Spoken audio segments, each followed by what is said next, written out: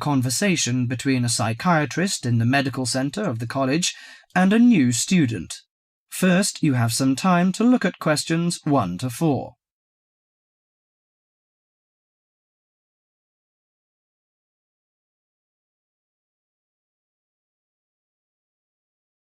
Now listen carefully to the conversation and answer questions 1 to 4. Hello, sit down, please. Thank you. Now, you are a new patient, aren't you? Yes, that's right. Okay, so I'd better get some basic details down first. Right, we'll start with your name. Martin Hansen. Do you spell that S-O-N or S-E-N? Hansen. Okay, and you're a first-year student? Yes, I am. Study in? Electronics, actually. I hope you enjoy it. Thanks. And your address? 2805 Hesperian Avenue, Hayward.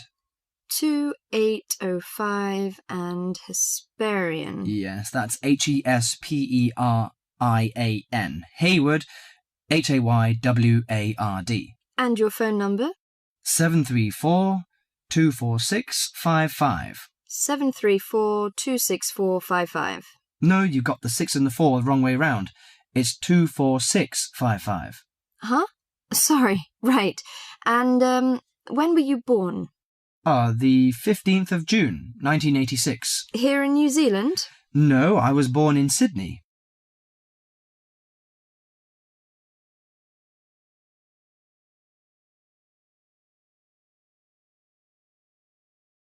Before you hear the rest of the conversation, you have some time to look at questions 5 to 10.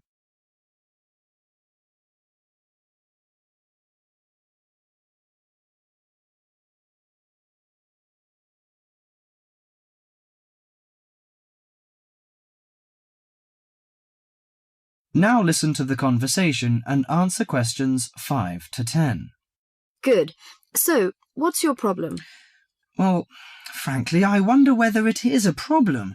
I get the blues, and it lasts for quite a while. I don't know how to... Yes, we all feel sad or get the blues now and again. Generally, our sadness lessens in time, and with the support of friends. However, if the depression leads to difficulty in thinking and greatly disrupts your daily routine, it can be evidence of a psychiatric problem. What do you feel exactly? I always feel sad and worthless. I find it hard to fall asleep and wake up early in the morning. How long has it lasted? Nearly half a month. Do you feel fatigue or loss of energy? Or you may have lost interest or pleasure in usual activities? Yes, sometimes. At first I thought I could overcome it by myself, but I failed, and I'm so glad that you came here. It seems that you are suffering mild depression from your symptoms. Depression? Yes, I feel depressed sometimes. But why would I... Depression may occur as a result of biochemical changes in the body. Alcohol, amphetamines, cocaine, and LSD can bring on depression. Those who have a family history of depression usually have a greater risk of depression. Sometimes the worrying changes in life can lead to depression. I see. I had a really bad breakup of a love relationship. It makes me feel hopeless. Do you think I need some treatment? Yes. Antidepressant medications are often used to treat depression, if it is serious. But I don't suggest them at first because of the side effects. I suggest psychotherapy, which can give you support and help you regain control. So do I need to come here every day? No, I will arrange counselling sessions for you, which will last 12 to 20 weeks. You come here once or twice each week. The psychotherapy is directed at helping you gain insight and understanding about events in your life, which may have contributed to your depression. With growing insight, you can often learn more effective ways of coping with your feelings and changing your behaviour. What can I do to take care of myself? Well, at first you should do some physical exercises on a regular basis, at least 3 times a week. How is your food? Do you eat well? Yes, I think so. I eat at my homestay family. Good. Find a hobby or a positive recreational activity to participate in once or twice a week. I know it's difficult for you, though. When you feel it's hard to overcome the depression, come to the counselling session. Remember, ask for help if the load is too heavy to handle. Yes, I'll try. So, when will my counselling session begin? I'm going to arrange that for you. That is the end of part 1. You now have half a minute to check your answers.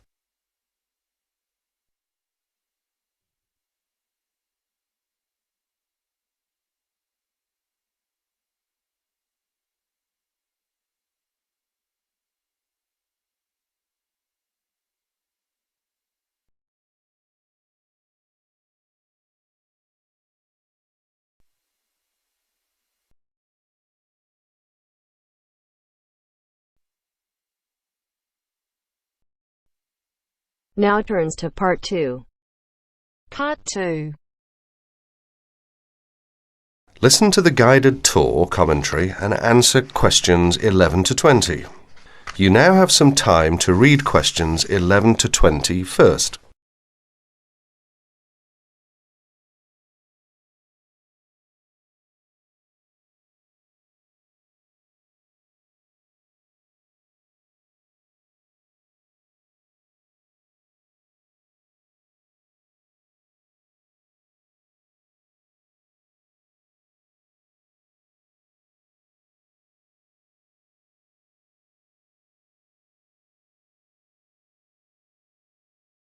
Welcome to the library tour. We'll begin our tour of this level of the library here at the entrance. Then we'll go in a clockwise direction. So, first of all, over here on the left, next to the entrance, is a touchscreen information service. These computers can be used at any time to get general information about the library and how it works. In front of the touchscreen information service are the catalogues. As you can see, it's a computerised catalogue system and it's very easy to use. The catalogues are linked up to the other libraries at the university, so make sure you check which library a book is in when you are trying to locate a particular item. Next, along here on the left, we have the circulation desk for borrowing and returning books. The returns area, the place for returned books and other items, is at the end of the circulation desk, near closed reserve. Closed reserve, as most of you probably know, is a collection of books that are in high demand, so they are on restricted circulation. If a book is on closed reserve, you can only borrow it to use within the library for 3 hours at a time. Over there in the corner are the shelves for newspapers. The library has an extensive collection of local and international English language newspapers. They are kept on those shelves for 1 month and then stored elsewhere. As we continue on our tour, around to the right, this large central section is the reference section. Reference texts cannot be borrowed for use outside the library. They must be used within the library. All these shelves in the centre of this level are the reference section. Now, the stairs here on the left lead to level 2 only. On level 2 are most of the law books. To go up to the other levels of the library, you have to use a lift. Beside the stairs are the restrooms for this floor. Now, as we walk around this corner to the right, this large room on the left is the Audio-Visual Resource Centre. You can come here if you wish to listen to a tape or watch one of the library's videos. Next to the Audio-Visual Resource Centre is the photocopying room. There are 15 copiers for student use, and we've recently added a colour copier. The system for copying uses cards, not coins. You can buy a photocopy card from the technician in charge of the photocopying room or from the information desk if he isn't here at the time. On our right, these work tables are for student use, especially for small groups to work together, or you and your colleagues can use the conference room, which is that small room there next to the lockers. You can work on group projects in the conference room without disturbing anyone, and there's a conference room on each level of the library. The round desk in front of the lockers is the information desk.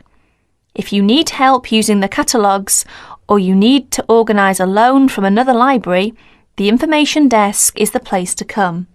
And finally, here, beside the exit doors, these two shelves contain current magazines and journals.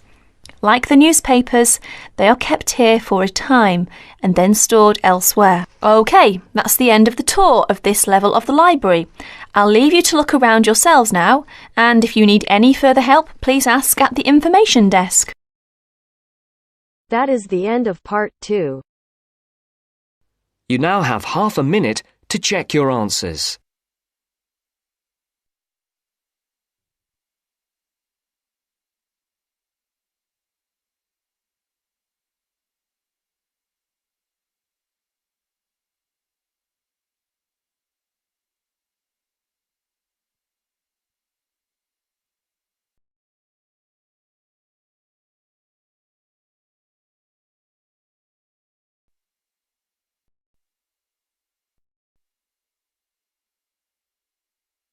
Now turns to part 3. Part 3. You will now hear a radio talk on agricultural regulations. First, you have some time to look at questions 21 to 25.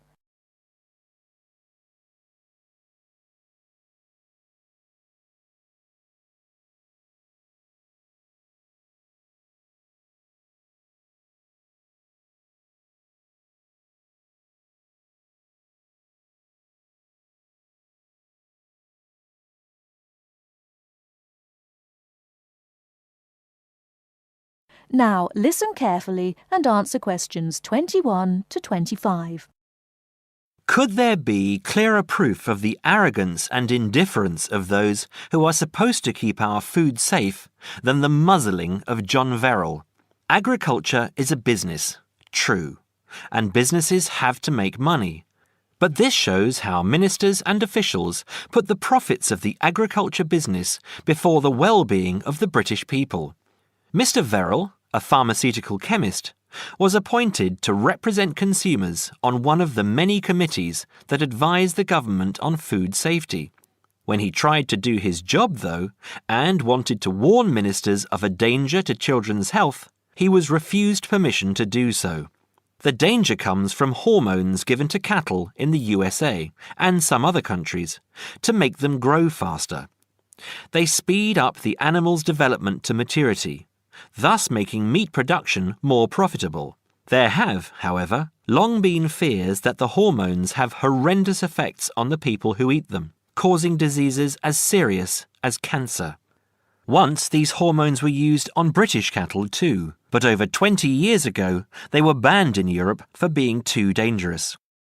Indeed, so concerned is the European Union that it banned imports of hormone-fed beef years ago, much to the fury of the US government, which wants to sell it all over the world. Several years ago, the USA and Canada asked the World Trade Organization to declare the ban illegal and to punish Europe for failing to lift it. The WTO, with its long record of refusing to let environmental or safety concerns interfere with trade, agreed, imposing fines of more than $120 million a year on the EU for its refusal to back down. The British government now backs the Americans, claiming that there is no proof that hormone-fed beef does any harm. This is where Mr. Verrill comes in.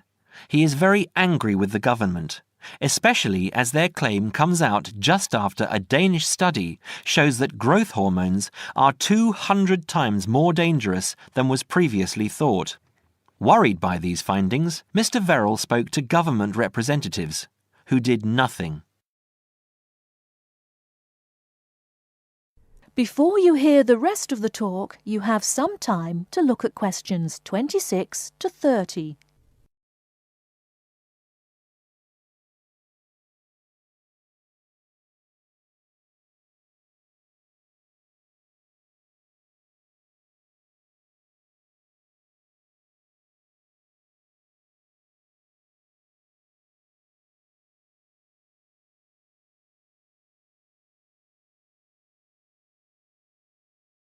Now listen and answer questions 26 to 30. Not only that, but they have not been testing beef which is imported, which, by law, they are required to do. This directly affects the British public, as about 40% of the beef British people eat comes from abroad, supposedly from countries like Brazil, which does not allow the use of growth hormones. Brazilian beef is stocked by some British supermarkets and widely used in catering. Yet, when a Brazilian farm was recently visited by EU inspectors, a large stockpile of this banned substance was found. This is not the first food scandal we have had in our country. Take the present concern over a well-known chocolate company. Several months ago, the company found out that its sweets were contaminated with a rare form of salmonella, but they did nothing about it, leaving their sweets in the shops to be bought by the unsuspecting public. It was not until 5 months later, when several children had suffered food poisoning, that the chocolate bars were removed from the shelves. It makes you wonder how many other dangerous foods have been allowed onto our plates. That is the end of part 3. You now have half a minute to check your answers.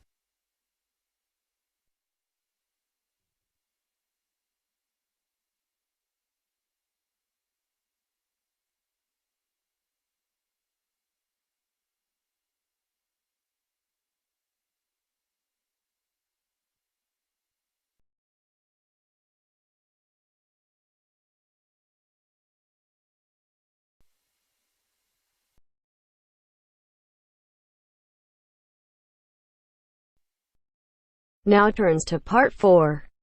Part 4. In this section, you'll hear a lecture on coral reef. First, you have some time to read questions 31 to 40.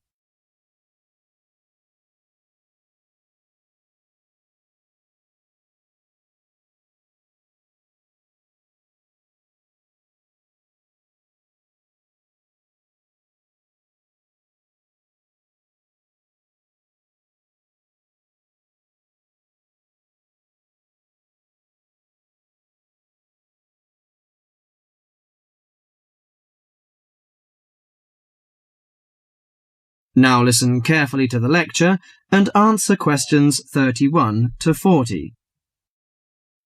Do you fancy diving in the wonderful world of coral reefs, green sponges, colourful fish and red crabs? It is a rich garden beneath the waves. But how much do you know about the corals? Are they animals or plants? What are the threats to coral reefs? Today, Mr. Tim Harford, Executive Director of the Coral Reef Alliance, is going to introduce the facts about coral reefs. Good afternoon, everyone. Coral reefs are one of nature's most magnificent creations. It is filled with thousands of unique and valuable plants and animals. Over 1/4 of all marine species depend on healthy coral reefs. Humans also depend on coral reefs. These marine ecosystems are the primary source of food and income for millions of people, a vast repository of valuable chemical compounds and medicines, and a natural wave barrier that protect beaches and coastlines from waves and storms. Coral is actually the exoskeletons of coral polyps. Made from limestone, these skeletons build up over time, forming the reef. New corals are born each April. At a certain hour, on a certain night, mature corals suddenly release clouds of eggs and sperm into the sea. After the fertilized eggs take root on the seafloor, they can grow up to 15 centimeters per year. Coral reefs are present in the waters of over 100 countries. These are warm, 18 to 29 degrees centigrade, shallow, sunny regions primarily between the tropics of Cancer and Capricorn. Only clear, warm salt water can support a coral reef. And because sunlight is crucial to the reef's survival, the water must also be shallow. The algae that grow on coral provide much of the coral's food. In deeper water, algae cannot get the sunlight they need to grow. Most coral reefs are in the tropics because natural conditions there are perfect. In their modern form, coral reefs have thrived on Earth for over 50 million years. In recent years, however, More than 11% of the world's reefs have been lost, with another 16% severely damaged during the El Niño event in 1998. Up to 32% of coral reefs may be destroyed by human activities in the next 30 years if we do not take action now. Corals and coral reefs are extremely sensitive. Slight changes in the reef environment may have detrimental effects on the health of entire coral colonies. These changes may be due to a variety of factors. One of the greatest threats to coral reefs is human expansion or development. As human population increases, so does the harvest of resources from the sea. Due to overfishing, reef fish populations have been greatly decreased in some areas of the world. The removal of large numbers of reef fish has caused the coral reef ecosystems to become unbalanced. As we know, corals are also very popular as decorations. A large amount of the most healthy corals are selected by commercial collectors. They sell the corals to souvenir shops, where a large number of tourists wait to purchase them as decorations or souvenirs. Coral reefs also receive much damage from both commercial and private vessels. The leakage of fuels into the water and the occurrence of spills by large tankers are extremely damaging to local corals. Although much of the coral reef's degradation is directly blamed on human impact, there are several natural disturbances which cause significant damage to coral reefs. The most recognized of these events are hurricanes or typhoons, which bring powerful waves to the tropics. These storm waves cause large corals to break apart and scatter fragments about the reefs. Home to a diverse community of creatures, coral reefs are underwater treasure chests of color and activity. Predators and prey swim and crawl among the coral in nature's never-ending dance of life and death. This lively, fascinating world beneath the waves is just waiting to be explored. That is the end of part 4. You now have half a minute to check your answers.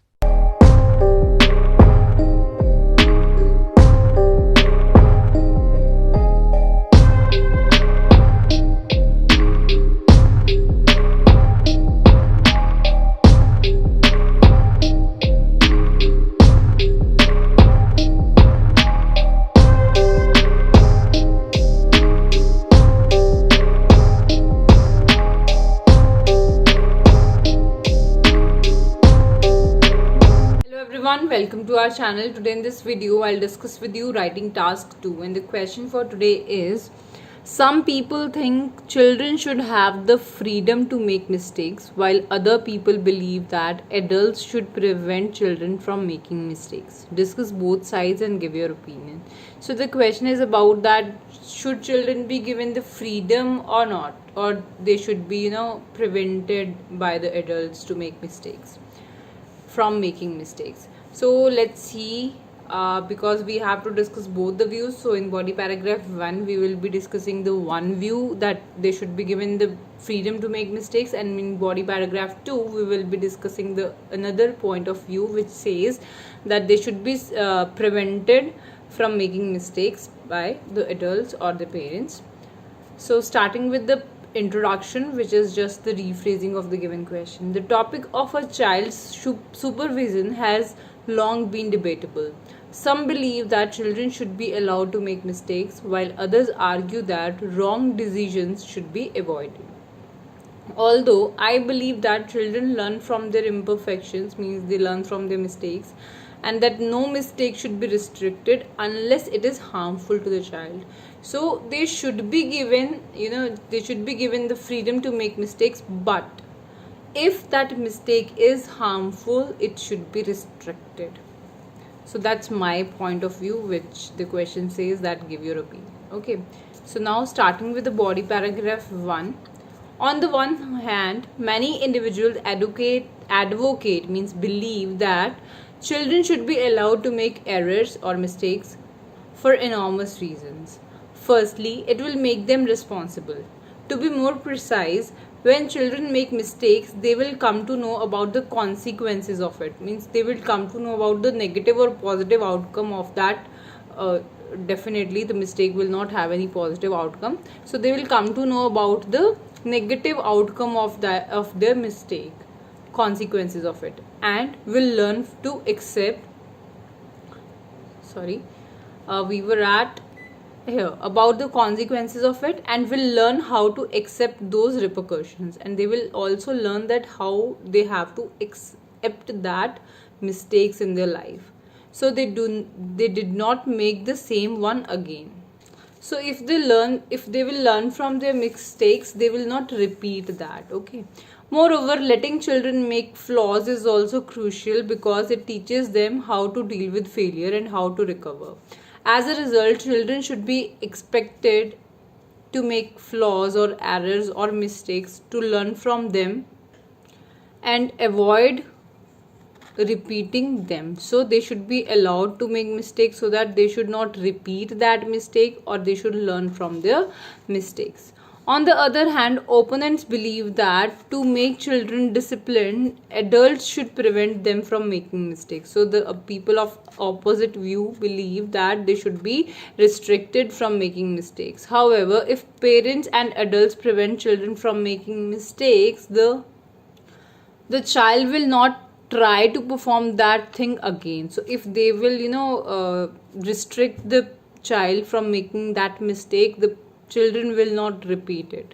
Furthermore, the ramifications, mean the repercussion of some blunders, may be dangerous if they are not avoided and may result in death. For instance, in the early stages of development, children are unaware of the differences between good and bad choices, such as whether to use knives or matchboxes, as well as a variety of other items that may be detrimental to the child.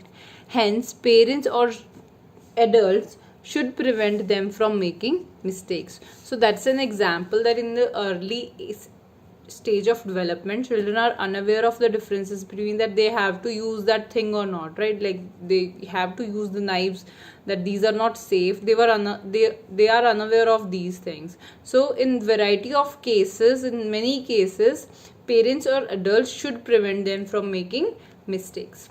To reiterate, letting children do mistakes makes them responsible and more conscious in future. But not all mistakes should be neglected. So we should not neglect every mistake. Therefore, parents should prevent their children from committing mistakes, as some mistakes could have dire implications. Dire means terrible. Okay, so they could have terrible outcomes.